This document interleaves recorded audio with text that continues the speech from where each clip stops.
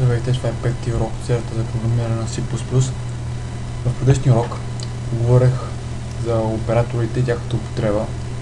Ние наблегнахме върху употребата на така наречените прости присвоявания. И след това вече знаете как работи всичко, мисля, че време да се занимавам с нещо малко по-интересно, а именно сложните присвоявания. Не се заблуждавайте по името, няма нищо сложно и с малко вие сами ще се убедите в това. Преди обаче да пристъпим към тях, ще поговорим малко за аритмичните оператори, които можете да използвате, като ще ви ги обясня подробно и ще ви покажа как работи всичко с много примери. Едва ли има човек, който да се занимава с програмиране, но да не знае аритмичните операции, събиране, изваждане, умножаване и деление. Както в математиката, така и в програмирането тези операции са неизмежна част от нашата работа и без тях нищо почти съществено не може да направим. Може би някой от вас не ми вярва точно в този момент, но когато в следващите уроци започнем да правим по-сложни неща, които се нуждаят от определена логика, сами ще се убедите в това, което казвам сега, но да се върнем на аритмичните оператори. Действията, които можем да извършваме с тези оператори, са напълно идентични с тези, за които ги използваме в математиката. Единствената разлика в програмирането е, че компютърът сам ще дава това, което сме му задали като условие и на вас не ви се налага да присмятате нищо. За да видите как използват този тип оператори, ще ви покажа едно примерче. Integer ABC. Декорираме променливите ABC от целочислен тип и след което трябва да присвоим стойността 6 на променливата A, което става по следния начин. След това трябва да присвоим стойността 2 на променливата B, което става по този начин. Сега събираме стойностите на променливите A и B и ги присвояваме на C.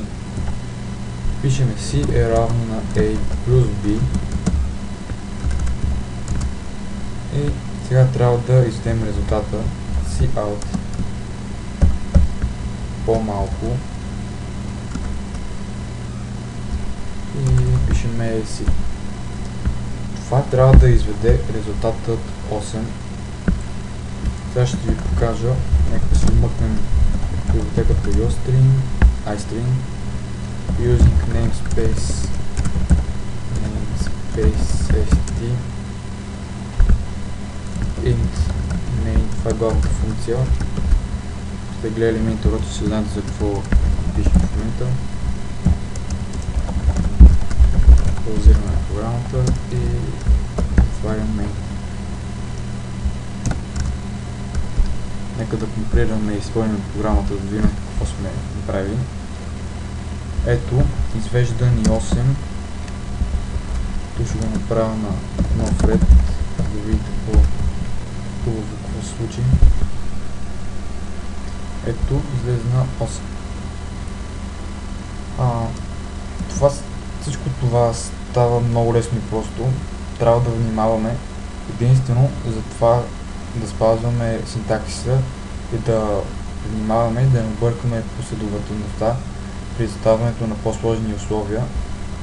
Сега е момента да поговорим за това, как можете да запишете по-сложни изрази, които включват не само един оператор, а няколко.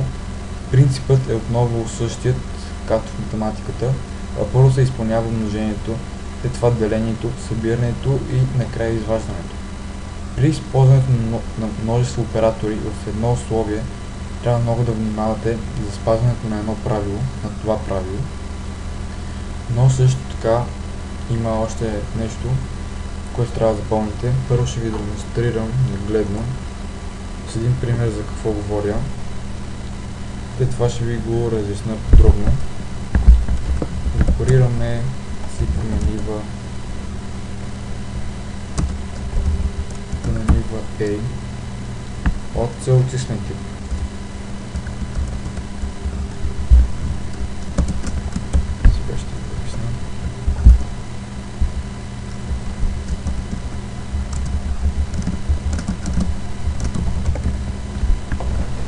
Така, какво прави този ред? Този ред използва множество аритметични оператори при задаването на условия. Понякога, когато използваме няколко оператора в едно условие, ни се налага да поставяме разграждащи условия. Те не се поставят където ни скимне, а на точно определени места. С тях ние помагаме на компютъра да разбере в каква последователност точно трябва да извърши зададените операции, а също така вграждаме отделните изрази в главното условие.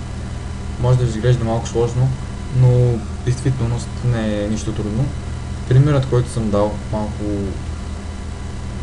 по-сложно може да изглежда, но в примера, който съм ви дал, първото нещо, което ще се изпълни от израза, е събирането на числата 7 и 3. 7 и 3. След това излизаме от скобите, които ги заграждат, и достигаме до умножението по числото 5. Извършваме умножението и накрая достигаме до деление на 2. Извършваме делението и чак тогава получаваме стойността на променливата на A. Ако пуснем скобите от числата 3 и 5, после полученото число ще се раздели на 2 и накрая резултатът ще се събере с числото 7. Полученият отговор по този начин условието ще бъде 14, защото полученото число, макар да не е цяло, ще бъде закръглено.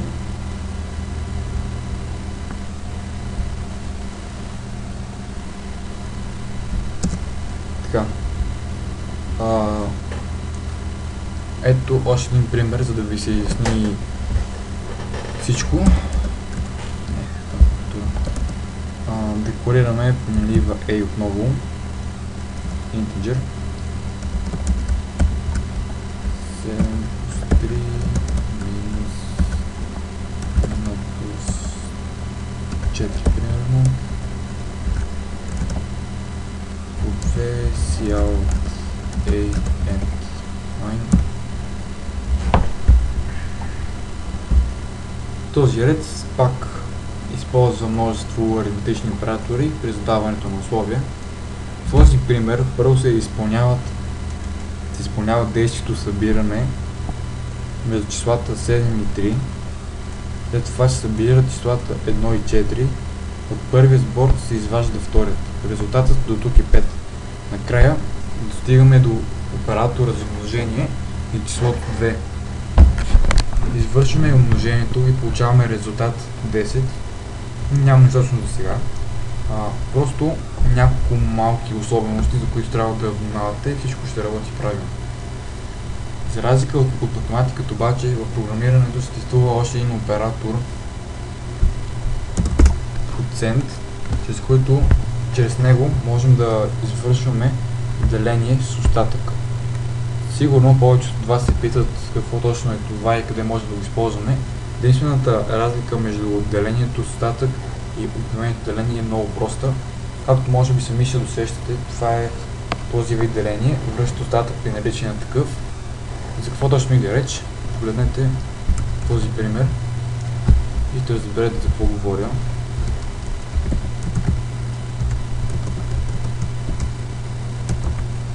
Извършваме деление с остатък и записваме резултата в променливата A.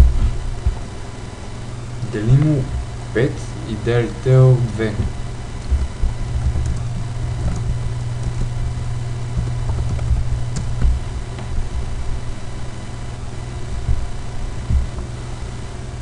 Компилираме и се получава 1. При нормалното деление, когато разделим числото 5 на 2, отговорът би бил 2,5, или както е в нашия случай 2, поради това, че променливата A е от целочислен тип.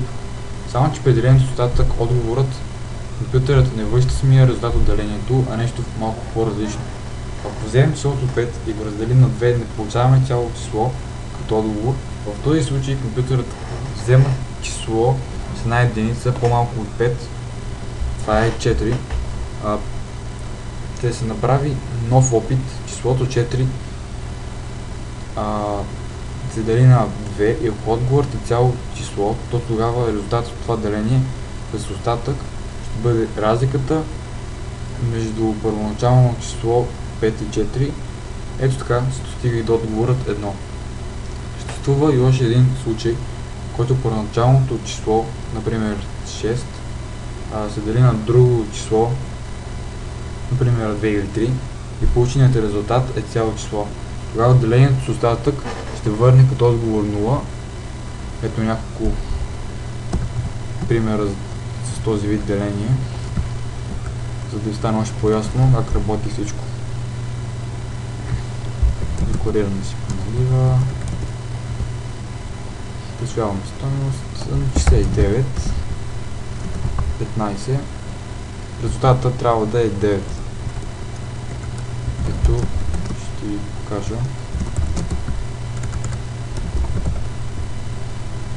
Компилираме. Има някаква грешка. Тук съм с два точки за тайка на отчета. Компилираме. Получава се 9. Още един пример с числата. Кои числа? 25 на 10. Трябва да се получи, мисля, че 5. Да. Така. Аз лично не употребявам делението с остатък много често, просто защото не ми се налага. В някои случаи то може да бъде много полезно, дори незаменимо. Например, много често се използва тогава, когато ни се налага да определим дали дадено число е четно или не четно. Ако се върне остатък равен на 0, то тогава числото е четно. В останалите случаи числото ще бъде нечетно. Съществуват алгоритми, в които без този оператор осъществяването на логиката става много по-трудно, а някои места дори невъзможно. Като цяло, делението с остатък е нещо много полезно, което всеки програмист трябва да умее да използва.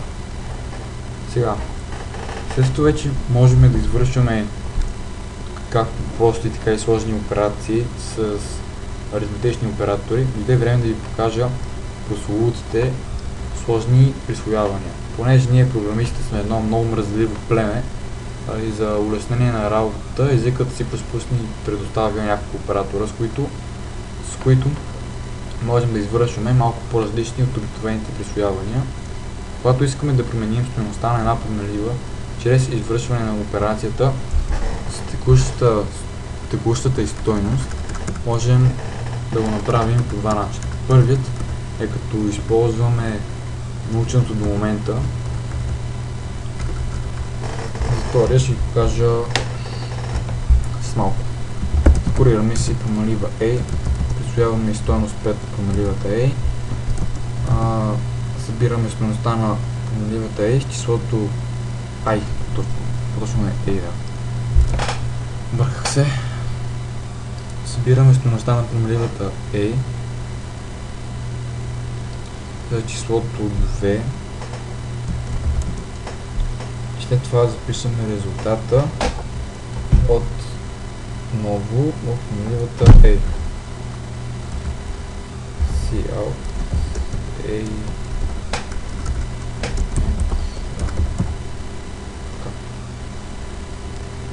Би трябвало да ни върне резултат 7. Тук резултат 7. Подобни операции могат да се извършат и с останалите аритметични оператори. Както сами виждате, за да прибавим числото 2 към стойността на променливата A, трябва да използваме повторение, а някои програмисти като мен бягат от повторението, както от смъртта. Не, че в някои случаи не е необходимо, но има ли възможност да се избегне, е много силно препоръчително да се прави. Дори това да ви се струва още няколко минути работа, това е една от причините за честата употреба на сложните оператори за присвояване. Аз ще ви покажа втория начин, който може да постигне горния ефект, без да повтаряме два пъти името на променливата. Това го изтриеме до тук. Всъщност само това ще трябва да се тират. A плюс равно на 2. Прибавяме числото 2 към стойността на променливата A и извежда резултат 7. Компилираме. Същия ефект като миналия пример. Процесът е почти изцяло идентичен. Разликата идва от тук, че за да прибавим числото 2 към текущата стойност, трябва да използваме не само оператора плюс, но заедно с него и операторът за присвояване, т.е. равно. Важно е да запомним реда, в който се изписват, защото ако той се обърне или ако изпуснете един от знаците, ще получите грешка.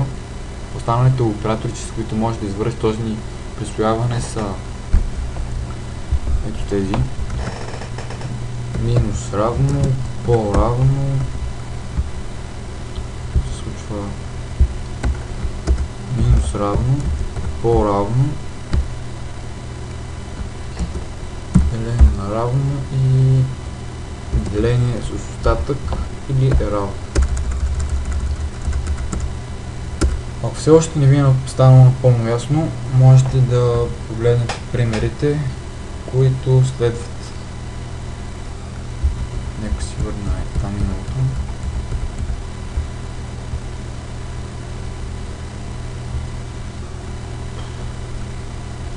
Ще напиша ни примери и си прегледайте.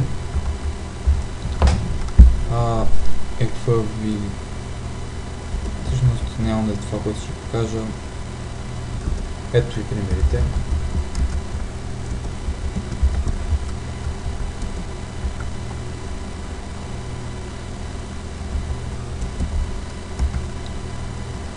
Това са достатъчни. Прегледайте ги и ще ги разберете. Както казах, вече ние програмистите сме си доста мразеливи. Шегувам се. Затова ще покажа още един начин в следващия урок. Надявам се да сте разбрали поне нещо от това. Чао!